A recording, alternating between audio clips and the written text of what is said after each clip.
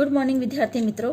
कक्षा 11 विषय हिंदी आरोह भाग 1 पाठ 4 है वे आंखें। कवि का नाम है सुमित्रा नंदन पंत। यहाँ पर हम कवि के बारे में जानेंगे। मूल्य नाम गोसाई दत्त, जन्म सन 1900, कोसानी जिला अल्मोड़ा उत्तरांचल। प्रमुख रचनाएं वीणा, ग्रंथि, पल्लव, गुंजन, युगवाणी, ग्राम्य, चिंद बरा, उत्तरा, स्वर्ण किरण, कला और बूढ़ा चांद, लोकायतन आदि। सम्मान भारतीय ज्ञानपीठ पुरस्कार, साहित्य अकादमी पुरस्कार, सोवियत लंदन नेहरू पुरस्कार और इसके अलावा पद्म भूषण पुरस्कार।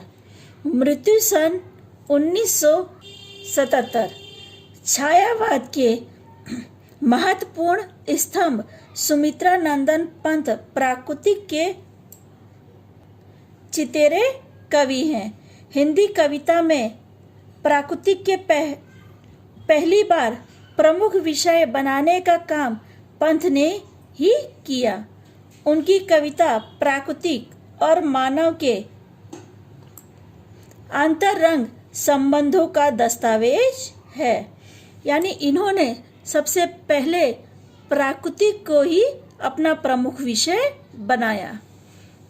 यानी इससे पहले जो कविताएं लिखी जा रही थी उसमें क्या है, ज्यादातर राष्ट्रीय के बारे में लिखा जाता था या लोगों को प्रेरित करने का काम किया जाता था, पर इन्होंने प्राकृतिक को ही अपना प्रमुख विषय बनाया।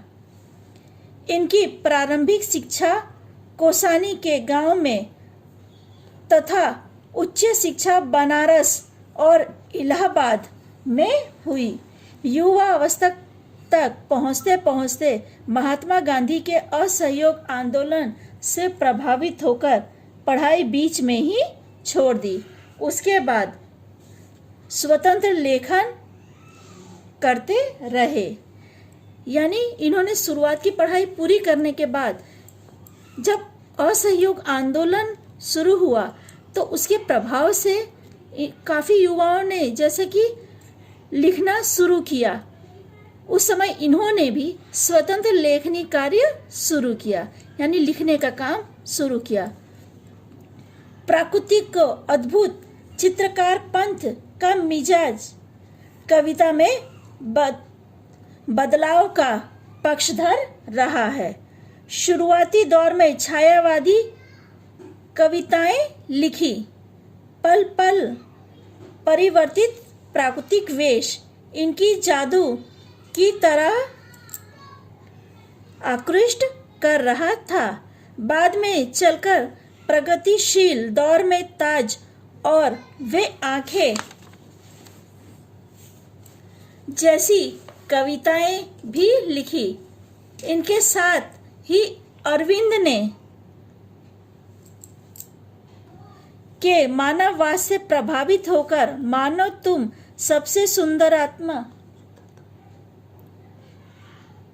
जैसी पंक्तियां भी लिखते रहे।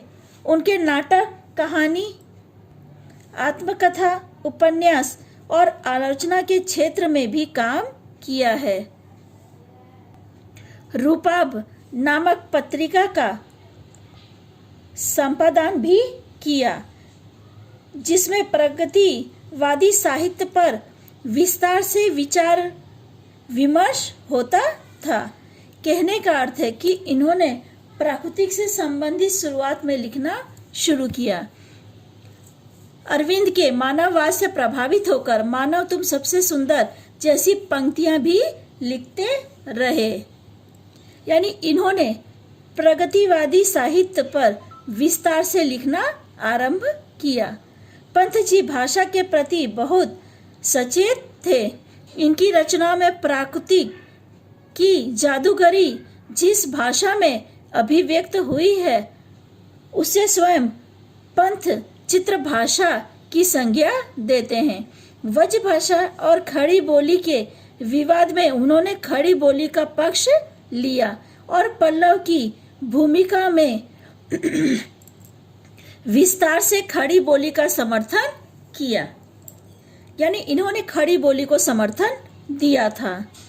प्रस्तुत कविता वे आंखें पंत जी के प्रगतिशील दौर की कविता है।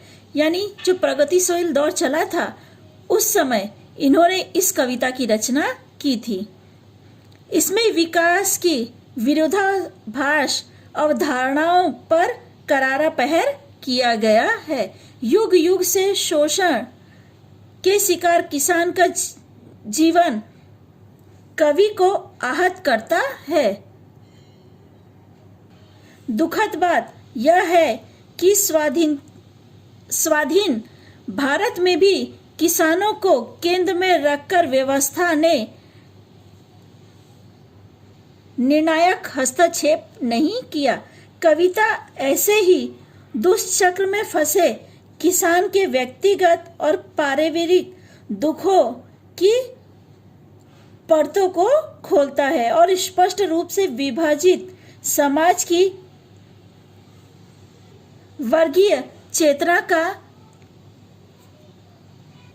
खाका प्रस्तुत करते हैं। यहाँ पे है जो कविता हमारे सामने रखी गई है वे आंखें, इसमें एक कृष्ण जो किसान है उसके दर्द को व्यक्त किया गया है कि किस तरह उसके साथ अन्याय किया जाता है। उस अन्याय के चलते उसका पूरा परिवार खत्म हो जाता है। जो अन्याय उसके साथ हुआ है ये इस कविता में हम पढ़ने वाले हैं। ठीक है विद्यार्थी मित्रों, आगे की चर्चा अगले वीडियो में करेंगे।